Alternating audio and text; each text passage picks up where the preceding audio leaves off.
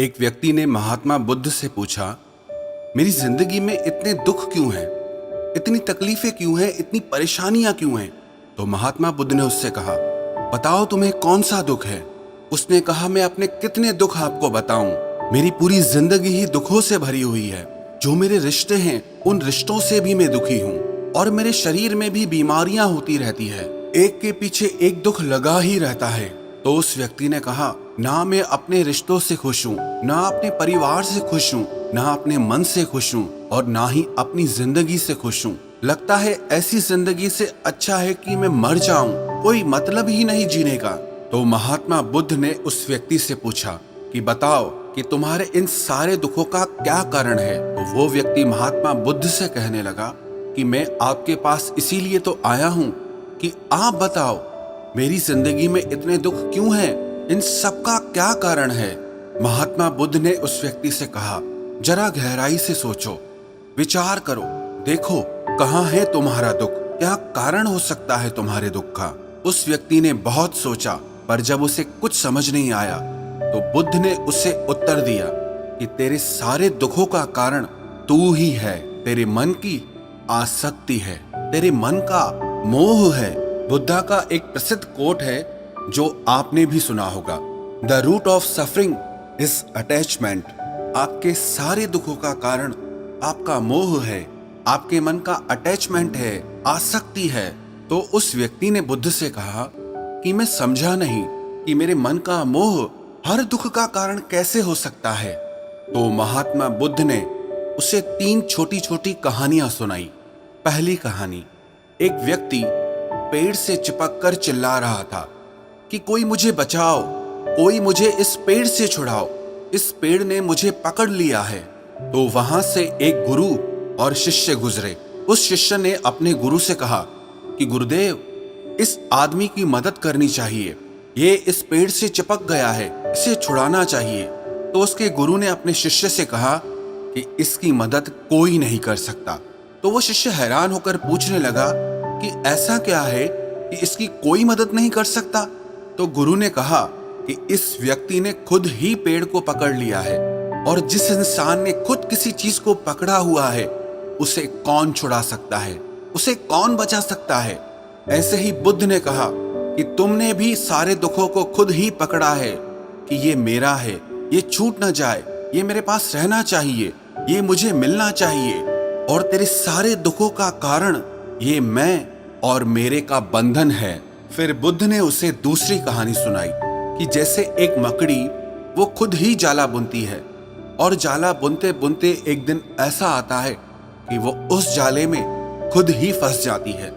वो चाह कर भी उस जाले से बाहर नहीं निकल पाती है।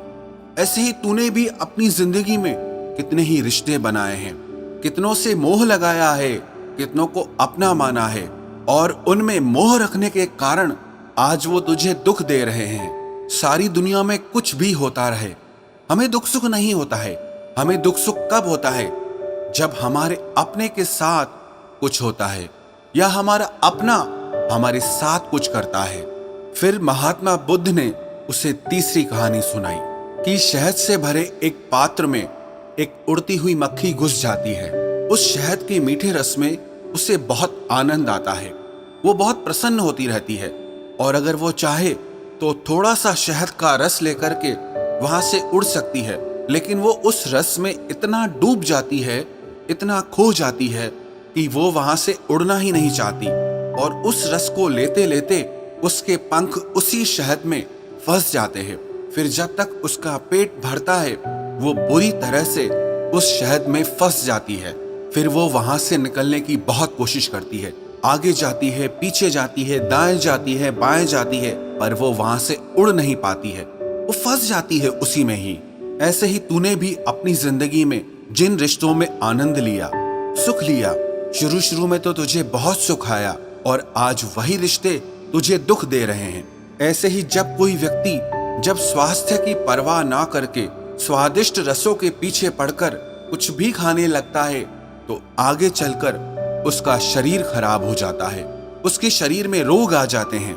ऐसे ही जब मन संसार की बहुत सारी आशाएं कर लेता है, तृष्णाएं और वासनाएं कर लेता है, तो उसके मन में धन का लोभ आ जाता है और फिर चाहे उससे कितना भी धन मिलता रहे, उसकी तृप्ति कभी भी नहीं होती।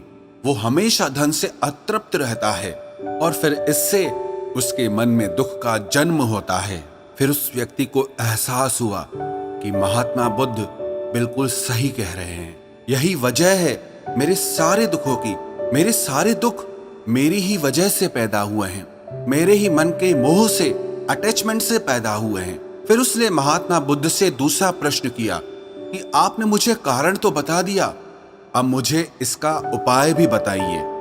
महात्मा बुद्ध ने कहा, अगर तुम सारे दुखों से पार होना चाहते हो तो अपने मन को मोह और वासनाओं से ऊपर उठाकर प्रेम और संतोष से भर दो, क्योंकि जिसके हृदय में प्रेम और संतोष का दिया जल गया, उसके मन से मोह और वासनाओं से जन्मे हुए दुख का सारा अंधकार ही दूर हो जाता है।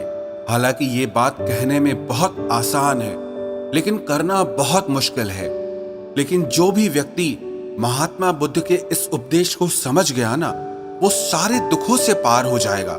यही कहानी हमारे भी जीवन की है। हम खुद ही रिश्ते जोड़ते हैं और बाद में खुद ही रोते रहते हैं। हम खुद ही प्रेम बढ़ाते हैं और बाद में खुद ही दुख पाते हैं। हम जिनके पीछे मेरा मेरा करके मरते रहते हैं, आखिर में वही लोग हमें सबसे ज्यादा दुख पहुंचाते हैं, हमारा दिल दुखाते हैं। जिनकी खुशी के लिए हम कुछ भी करने को तैयार हो जाते हैं, जिनकी खुशी के लिए हम अपनी सारी जिंदगी कुर्बान कर देते हैं, आखिर में वही हमारे जीवन में दुखों का अंधकार भर देते हैं।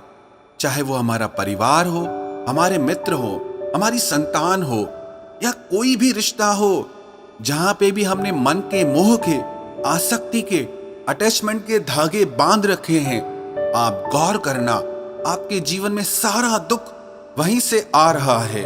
तो जो उपाय महात्मा बुद्ध ने उस व्यक्ति से कहा कि मोह और वासनाओं को त्याग करके अपने हृदय में प्रेम और संतोष को भर दो, इस छोटे से उपदेश को अगर हम भी अपनी जिंदगी में उतार लें तो विश्वास रखना, हम जिंदगी के सारे दुखों से अवश्य पार हो जाएंगे।